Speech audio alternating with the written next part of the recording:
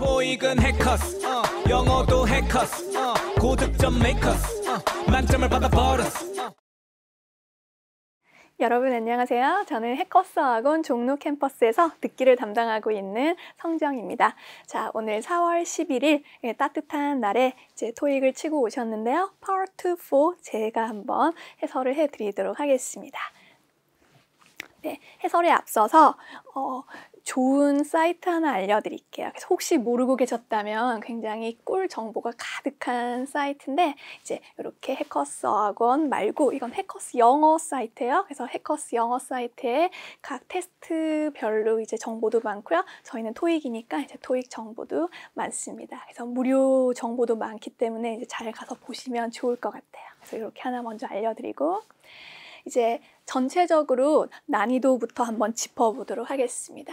그래서 Part 2는요, 한 페이지가 왼쪽 단, 오른쪽 단 이렇게 이제 두 단으로 구성이 되어 있는데 왼쪽 단까지는 이게 난이도가 한 3개 정도, 한 중 정도, 중하, 중중, 막 요 정도로 이제 생각하고 있었는데 이제 오른쪽 단이 시작되면서 이상하고 애매하고 이게 정답일까 싶은 정답들이 연속으로 나왔거든요. 그래서 여러분이 롤러코스터 탈 때 멘탈 잡으시듯이 멘탈 잡고 이제 쭉 푸셔야 됐었어요. 그래서 이것도 이제 쉽게 푸는 요령도 좀 있으니까 제가 말씀드리고요. 그래서 이제 간접응답 때문에 난이도가 올라간 경향이 있어요. 그리고 좀 어려운 그런 발음들, 그래서 발음이 조금 어려웠어요. 이렇게 해주시고 빠르기도 좀 빨랐던 것 같아요. 그래서 오늘 전체적으로 좀 빠른 영국, 호주 발음이 많았거든요. 그래서 Part 3, 4도 마찬가지로 쉽다고 하기에는 약간 이제 어려운 부분들이 좀 있었어요. 그래서 3이었다가 약간 3.5, 3.7 한 요 정도 생각해 주시면 될 것 같아요. 그래서 기본적으로 중 이상의 난이도는 오늘 다 보였다라고 생각해 주시면 됩니다. 그래서 이제 난이도를 올리게 만든 팩터를 한번 볼게요. 요인을 한번 보자면 영국, 호주 발음이 빠르게 래퍼들이 다다다다다 이제 이렇게 얘기를 했는데 그러면 여러분 영국, 호주 발음이 어렵다 하지 말고 우리 한번 제대로 한번 얘기 한번 해봅시다. R 사운드, 영국, 호주는요. 첫 사운드가 R이 아니면 삭제하시면 돼요. 그래서 parked, park 이렇게 해주시고 heard, hear 이렇게 해주시면 되고요. 이렇게 해서 farmed, 우리 농장 있죠? farm 이렇게 해서 R 사운드 첫 R이 아니면 삭제 이렇게 기억해 주시면 돼요. 그래서 R은 발음하지 않는 특징, 그리고 T는 좋아요. 그래서 우리 대표적인 영국 영화가 해리포터잖아요. 그래서 해리포터 이제 T 사운드 되게 좋아합니다. 더불어서 O 사운드도 좋아요. 그래서 영국, 호주는 T, O가 트트트 거리고 우우우 거린다. 이렇게 하시면 좋고요. A 사운드는 대표 사운드가 이제 pass 이렇게 A를 R로 읽으시면 되고요. 그리고 E는 미국은 예를 들어서 뭐 감독이라든지 위에 이사를 director 이제 이렇게 해주시는데 영국은 director 이렇게 나와요. 그래서 I를 I로 읽어요. 이렇게 해서 크게 네 가지가 이제 큰 틀이 다르다 하고 들어가셔야 됩니다. 그리고요 난이도를 쉽게 만든 요인을 제가 말씀드릴게요. 이게 우리 Part 2가 의문사, 의문문, 비의문사, 의문문을 합쳐서 25문제인데 뭐 거의 한 반반 정도 나온다고 보시면 돼요. 그래서 이제 의문사, 의문문에서 보기가 3개가 있단 말이에요. 근데 몇 시에 밥 먹었니? 뭘 먹을 거니? 누구랑 먹었니? 뭐 어디 갈 거니? 온갖 의문사를 이렇게 다 물어봐도요.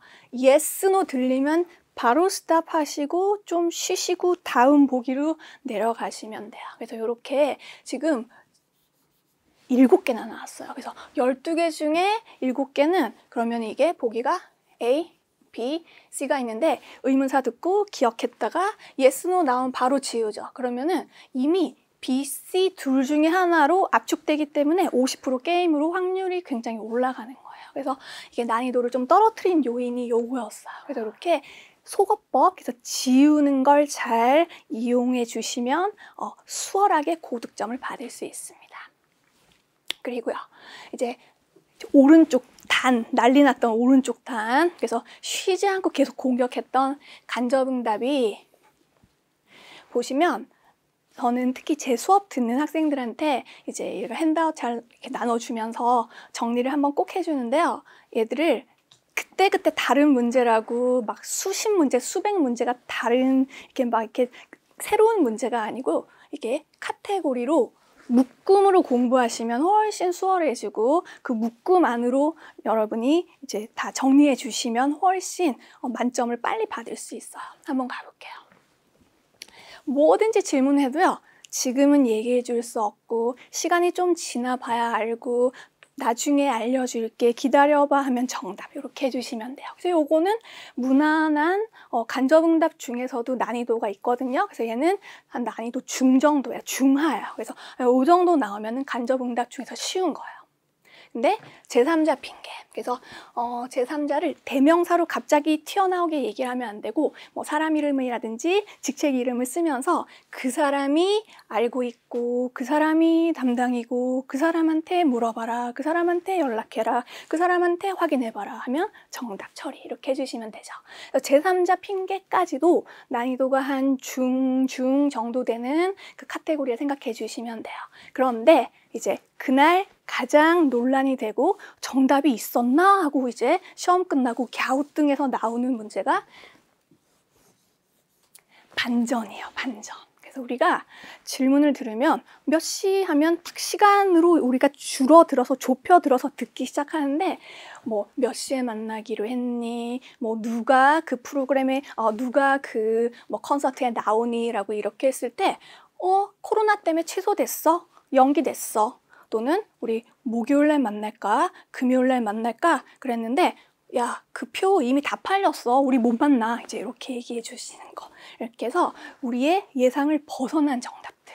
그리고 이건 또 이제 꿀팁이 뭐냐면 미래형으로 우리 언제 만날까? 또는 뭐 언제 너는 그 숙제를 할 거니? 라고 했는데 이미 다 해버렸는데요? 이제 이러면은 언제 할 건지 미래형으로 우리 기다렸는데 과거형으로 정답이 되죠. 이렇게 해서 언제 할 거니? 라고 했을 때 그 행동을 이미 다 했다라고 황당하게 반전으로 얘기하는 거. 이제 이렇게 반전이 그날 가장 어려워요.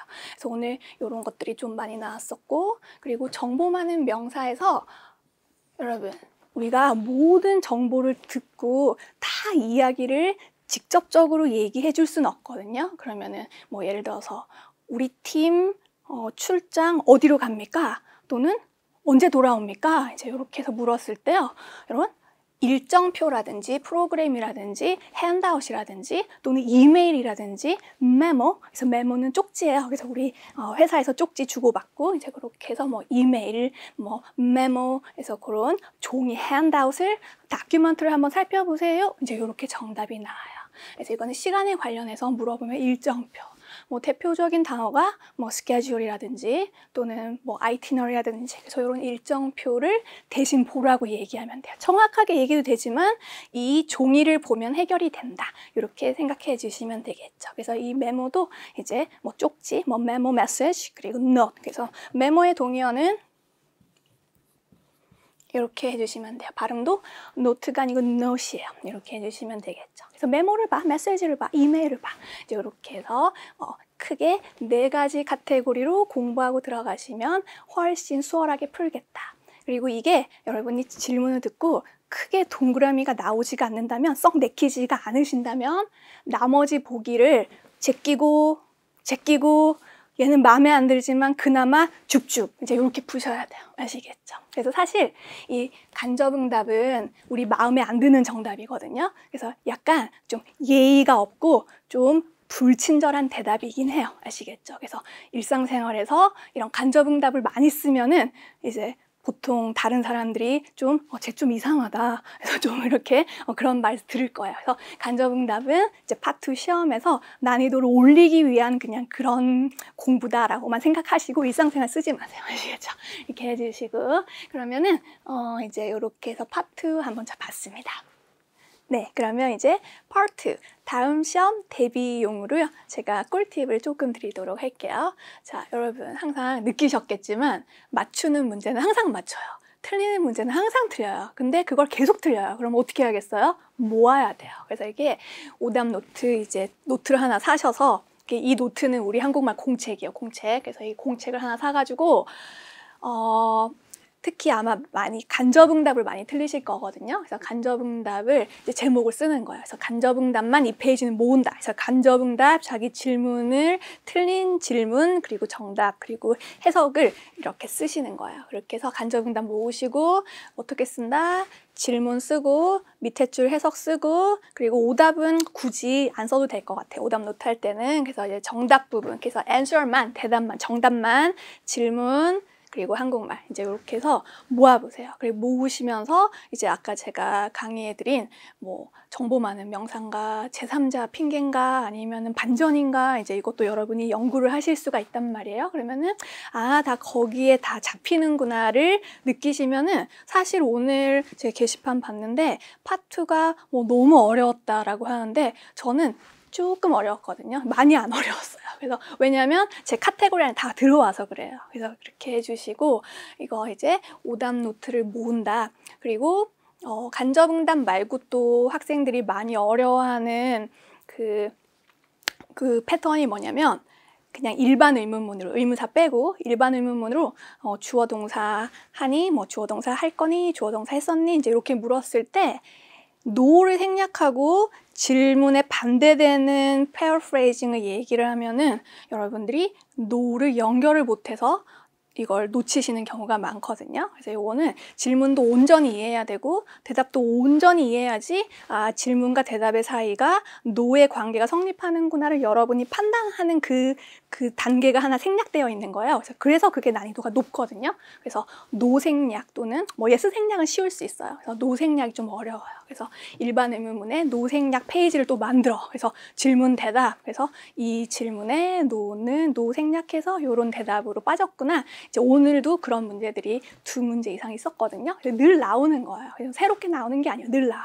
이렇게 해주시고 약점을 모은다. 이렇게 해주시고 가겠습니다. 자, 그리고요. 이제 관용 잠깐 볼게요. 습관적인 용법이라서 어쩔 수 없이 단어 처리해 주셔야 돼요. 이거는 그냥 외워야 돼요. 그래서 How do you like? 이렇게 했을 때 너는 어떻게 좋아하니? 막 좋아하는 방법을 설명하려고 하면 안 돼요. 그래서 이 뒤에 나오는 이 명사에 대해서 어떻게 생각하니? 그래서 이 명사에 대해서 의견을 얘기를 하면 되는 거예요. 아시겠죠? 그래서 How do you like?는 좋아하는 거와 관련이 없어요. 이렇게 해주시고 또 이제 다음 시험에 나올 수 있으니까 What do you think of? 요것도요. 이제 뒤에 마찬가지. 그래서 이 뒤에 명사에 대해서 어떻게 생각하니? 그래서 뭐 우리 뭐 그런 미팅이라든지 우리 뭐 이전 만남에 대해서 어떻게 생각하니? 그랬을 때 도움이 됐다 또는 informative 했다 이제 이런 식으로 나올 수가 있겠죠. 그래서 의견을 얘기하거나 또는 그거 캔슬됐어? 난 몰라. 이제 이렇게 간접응답해도 괜찮겠죠. 그래서 어떻게 생각하니는 덩어리로 공부하세요. 이렇게 해주시고. 자, 이제 Part 4 한번 가볼게요. 그래서 Part 4는 한 명이 쭉 끝까지 얘기를 하죠. 이렇게 해서 항상 1번 문제는요. 주제를 물어보거나 장소를 물어보거나 직업을 물어보거나 세 문제로 돌돌이로 나와요. 계속. 그게 계속 나와요. 혹시 1번 문제에서 주제, 장소, 직업을 물어보지 않아도 다른 문제 정확도를 여러분이 정답 체크 정확도를 높이기 위해서 반드시 짚고 내려가셔야 되는데 어떤 사운드에 귀 기울이시냐면요. 시작하고 헬로우 인사하고 바로 들어야 돼요. 그래서 어디에 온 걸 환영한다 하면 당연히 장소로 되겠죠. 이렇게 해서 뭐 farm에 온 걸 환영하는지 팩토리에 온 걸 환영하는지 그래서 뭐 클래스룸에 온 걸 환영하는지 이렇게 해서 장소를 꼭 들으시고요. 또는 나는 너는, 우리는 하면 중요한 이야기 시작하는 거예요. 그래서 나는 그런 사람이고 너는 그런 사람이고 우리는 다 그런 사람이에요.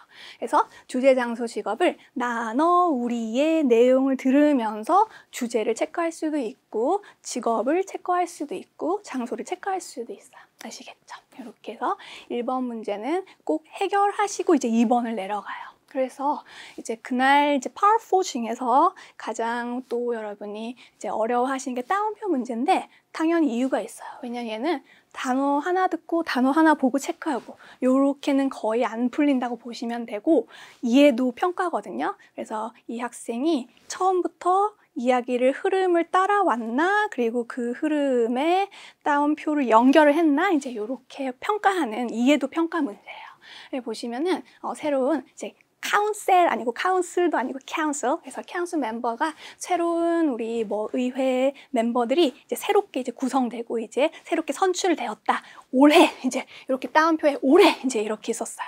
그러면은 앞에 이제 올해 이전에 무슨 일이 있었는데 올해는 이제 이렇게 됐단 말이에요. 그래서 new는 또 중요해요. 그래서 새로운 이제 만약에 new는 처음에 나오면은 주제가 될 수도 있고 마지막에 나오면 해결책이 될 수도 있거든요. 그래서 new는 항상 들으시는데 이게 올해 이런 일이 일어났다가 따옴표예요.